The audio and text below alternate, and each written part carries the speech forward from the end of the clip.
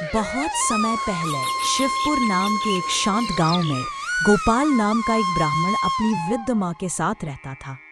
वह दिन रात भगवान शिव की भक्ति में लीन रहता। उसके होठों पर सदा गूंजता ओम नमः शिवाय, ओम नमः शिवाय। गोपाल बेटा, आज भी तूने मुझे उठाया नहीं, खुद ही सारे काम निपटा लिए और ये तो खीर भी बना ली। हाँ माँ, सोचा जल्दी कर लूं। शिवजी भी तो भोग के इंतजार में होंगे। ये लो, पहले आप चखिए, फिर उन्हें अर्पित करूंगा। गोपाल का यही नियम था, सुबह सूरज उगने से पहले सारे काम पूरे करना, फिर भगवान शिव के लिए प्रेम से खीर बनाना। पहले यह नियम उसके पिता निभाते थे, अब वही जिम्मेदारी गोपाल ने संभाली थी। उधर कैलाश पर्वत पर महादेव उसी भोग का आनंद लेते थे। स्वामी, यह खीर तो अद्भुत है। क्या यह वही है जो आपका भक्त गोपाल चढ़ाता है? हाँ देवी, उसके हाथों की खीर में प्रेम और भक्ति घुली होती है, इसीलिए मेरा मन तृप्त हो जाता है। भैरव, देखो तो महादेव अब बस उसी खीर में मग्न रहते हैं। सच कह रहे हो नंदी, क्यों ना ऐसा करें कि महादेव का ध्यान थोड़ा हटे। ऐसा सोचकर सभी शिवगण ब्राह्मण वेश में पृथ्वी लोक पहुंचे। गोपाल उस समय बाजार में भोग का सामान खरीद रहा था। गोपाल, तुम शिव भक्त हो, अब केवल सप्ताह में एक दिन भोग लगाया करो। अरे ऐसा है क्या? ठीक है ब्राह्मण देव, मैं सप्ताह में एक बार ही खीर बनाऊंगा। अब शिवजी रोज खीर का इंतजार करते पर भोग नहीं आता। उन्होंने ध्यान लगाया और सारा सत्य देख लिया।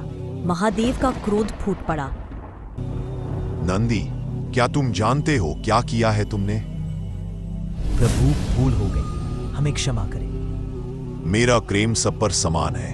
अब जाओ, गोपाल से कहो वो फिर से रोज मुझे भोग लगाए। शिवगण गोपाल के पास गए। उन्होंने कहा, भगवान शिव का आदेश है, वे सप्ताह भर इंतजार नहीं कर सकते। तो ठीक है, अब मैं रोज खीर बनाऊंगा। उस दिन से गोपाल रोज खीर चढ़ाने लगा। भगवान शिव, पार्वती और सभी गण उस प्रेम भरी खीर का आनंद लेने लगे। गोपाल का जीवन सुख, शांति और मोक्ष से पूर्ण हो गया। पर समय का चक्र बदला। जो जीवन सुख से भरा था, उसमें दुख की छाया उतर आई। गोपाल, फसल नष्ट हो गई, घर में अन्न नहीं, बच्चे भूख से रो रहे हैं। चिंता मत करो, महादेव है, वे हमारी रक्षा करेंगे। पर दिन बीतते गए, कोई उत्तर न आया। कुछ समय बाद बच्चा बीमार पड़ गया। दवा के लिए पैसे नहीं थे।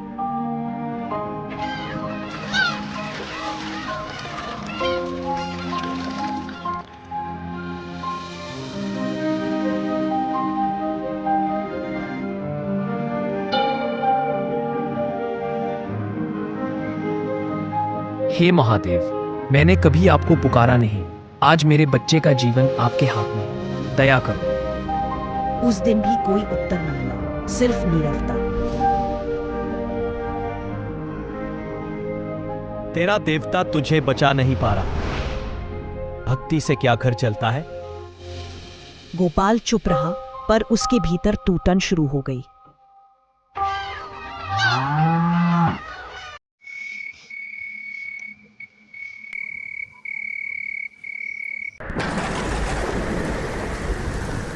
एक रात तूफान और बाढ़ ने गांव को डुबो दिया।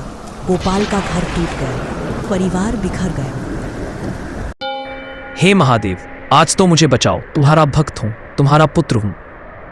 पर चारों ओर नीरवता, सिर्फ तूफान की गर्जना। निराशा और क्रोध ने गोपाल को घेर लिया। जो हाथ रोज फूल चढ़ाता था, वही हाथ अब कुल्हाड़ी उठा बैठा। अगर तुम मेरे पुकारने पर उत्तर नहीं देते तो मैं क्यों तुम्हारी पूजा करूं? आज मैं तुम्हें तोड़ दूंगा।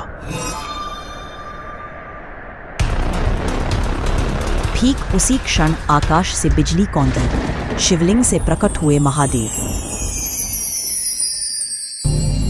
रुको गोपाल, क्या तुमने सोचा मैं तुम्हारी पुकार नहीं सुनता? मैं मौन था, क्योंकि भक्ति की असली परीक्षा मौन में होती है। प्रभु, मैंने सोचा आप मुझे छोड़ दें। मेरा दुख, मेरी पुकार सब व्यर्थ हो गई। नहीं गोपाल, मैं कभी भक्त को नहीं छोड़ता। मैं मौन रहता हूं केवल ये देखने के लिए कि तुम्हारा विश्वास कितना दृढ़ है। तुमने सोचा मैं दूर हूं, पर मैं सदा तुम्हारे साथ था। गोपाल की आंखों से आंसू बह निकले। वह शिवलिंग पर सिर झुकाकर रो पड़ा। प्रभु, मैंने भूल की। आपका मौन ही मेरी शिक्षा।